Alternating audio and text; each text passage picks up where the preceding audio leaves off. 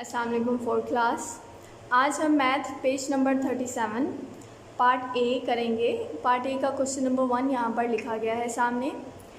649 multiply 243। 649 यहाँ पर multiplicand है, जो अमाउंट ऊपर लिखी जाती है वो मल्टीप्लिकेंट होता है। मल्टीप्लाई 243 मल्टीप्लायर है।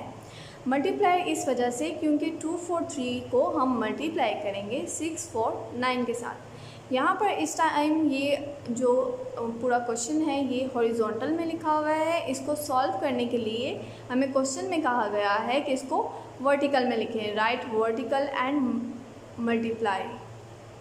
हमें इसको मल्टीप्लाई करने के लिए वर्टिकल में लिखना होगा। अब क्वेश्चन मल्टीप्लाई करने के लिए वर्टिकल वे में लिख दिया गया है। अब हम इसको सॉल्व करेंगे।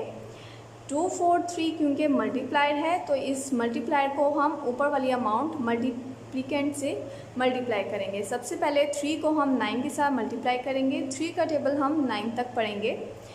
3 9s are 27। 27 में हमने जो राइट वाली अमाउंट है उसको नीचे और लेफ़्ट वाली अमाउंट को नेक्स्ट 4 के ऊपर कैरी दे देना है। 3 के नीचे हमने 7 को लिख दिया और 2 को 4 के ऊपर कैरी दे दिया। अब नेक्स्ट हम 3 को 4 के साथ मल्टीप्लाई करेंगे। 3 4s are 12। 12 के अंदर ये 2 कैरी ऐड कर दिया जाएगा तो ये बन जाएगा 14। अब नेक्स्ट दोबारा हमारे पास दो अमाउंट्स हैं, 2 डिजिट्स आए हैं तो हमने 4 को नीचे लिखना है और 1 को कैरी दे देना है। 1 6 के ऊपर कैरी दे दिया गया है और 4 को नीचे लिख दिया गया है। अब इसके बाद हम 3 का टेबल 6 तक पढ़ेंगे। 3 6s are 18। 18 के अंदर 1 कैरी प्लस करेंगे तो ये बन जाएगा 19। अब क्योंकि नेक्स्ट हमारे पास 6 के बाद कोई भी डिजिट नहीं लिखा हुआ तो अब कैरी नहीं जाएगा, तो हम 19 को नीचे लिख देंगे। अब हमने 3 के साथ ऊपर वाले मल्टीप्लिकेंट्स को मल्टीप्लाई कर लिया है। अब इसके बाद हमने नेक्स्ट डिजिट यानी कि 4 को यूज़ करना है मल्टीप्लाई करने के लिए, और उससे पहले हम 7 के नीचे लगाएंगे मल्टीप्लाई। अब 4 का टेबल हम 9 तक पढ़ेंगे। 4 9s are 36। 36 क्योंकि 2 डिजिट्स हैं तो हम जो राइट वाला डिजिट है उसको नीचे लिखेंगे 4 के नीचे, और जो लेफ़्ट वाला डिजिट है वो हम कैरी दे देंगे 4 को। हमने 6 को 4 के नीचे लिख दिया और 4 के ऊपर हमने नेक्स्ट जो डिजिट है उसके ऊपर 3 कैरी दे दिया। अब हम 4 का टेबल 4 तक पढ़ेंगे। 4 4s are 16। 16 के अंदर 3 को ऐड करेंगे, जो 3 कैरी है हमारे पास, तो ये बन जाएगा 19। अब नेक्स्ट दोबारा हमारे पास 2 डिजिट्स आ गए हैं। अब हमने 19 का 9 नीचे और 1 नेक्स्ट 6 के ऊपर कैरी दे देना है। अब 9 नीचे लिख दिया गया है और 6 के ऊपर कैरी दे दिया गया है। अब हमने 4 का टेबल नेक्स्ट 6 तक पढ़ना है। 4 6s are 24।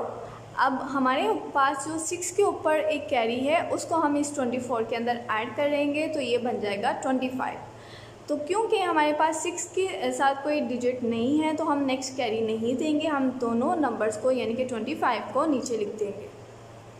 अब क्योंकि हम फर्स्ट 2 जो डिजिट्स हैं उनको मल्टीप्लाई कर चुके हैं और अब हमने थर्ड डिजिट को मल्टीप्लाई करना है, तो जिस तरह हमने यहाँ पर सेकंड पे एक मल्टीप्लाई का साइन लगाया है, अब हम नेक्स्ट 2 मल्टीप्लाई के साइंस लगाएंगे। एक पहले से जो मल्टीप्लाई लगा हुआ है इसके नीचे और नेक्स्ट 6 के बिल्कुल नीचे मल्टीप्लाई का साइन लगाएंगे।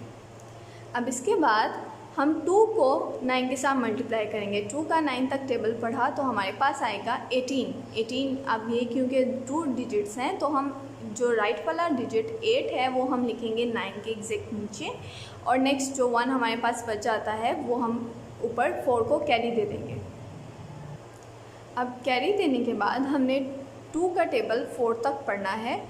2 4s are 8 और जो हमने कैरी दिया हुआ है 4 को वो है 1।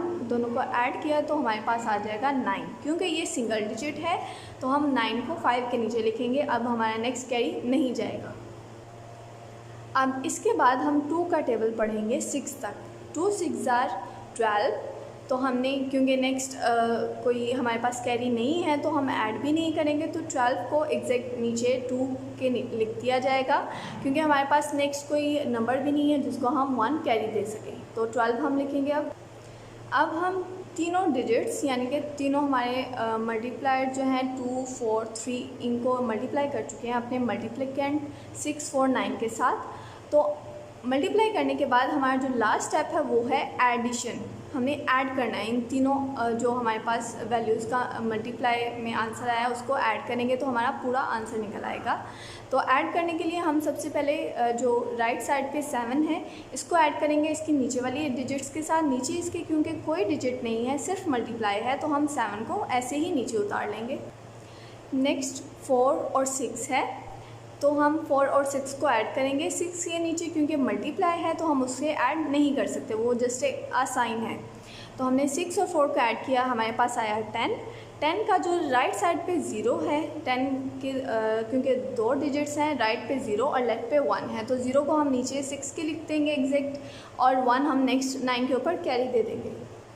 अब नेक्स्ट हमने क्या करना है, ये जो 1 कैरी 9 के ऊपर है इसको और 9 को ऐड करेंगे तो हमारे पास बन जाएगा 10। 10 में 9 को ऐड किया तो हमारे पास आया 19, और 19 में ऐड किया 8 को तो हमारे पास टोटल अमाउंट आई 27। अब 7 को हम 8 के एग्जैक्ट नीचे लिखेंगे क्योंकि ये 2 डिजिट्स हैं, और नेक्स्ट जो 2 है बच गया हमारे पास, उसको 1 को कैरी दे दिया जाएगा। अब हमने 2 कैरी 1, 5 और 9 इन 4 जो डिजिट्स हैं इनको ऐड करना है तो हमारे पास आ जाएगा 17। 17 हम 9 के एग्जैक्ट 7 9 के एग्जैक्ट नीचे लिखेंगे, और 1 जो हमारे पास बच जाएगा वो हम नेक्स्ट 2 के ऊपर कैरी लगा देंगे।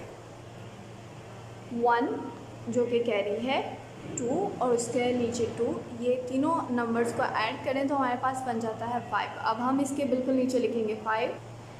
अब लास्ट पे हमारे पास नंबर है 1, तो 1 के ऊपर और नीचे कोई डिजिट नहीं है इसलिए इसको ऐड नहीं करेंगे, हम 1 को एज इट इज़ नीचे उतार लेंगे। उम्मीद है फोर्थ क्लास आपको आज के लेक्चर की समझ आई होगी। आपने मैथ का ये काम डायरी के मुताबिक करना है। डायरी में आपको 2 डेज़ के लिए ये काम दिया गया है। जो क्वेश्चन जिस सीक्वेंस से दिए गए हैं, जिस डेट पे आपको दिए गए हैं, आपने उसी के मुताबिक वो काम अपनी स्कूल की नोटबुक्स के ऊपर नोट करना है। अल्लाह हाफ़िज़।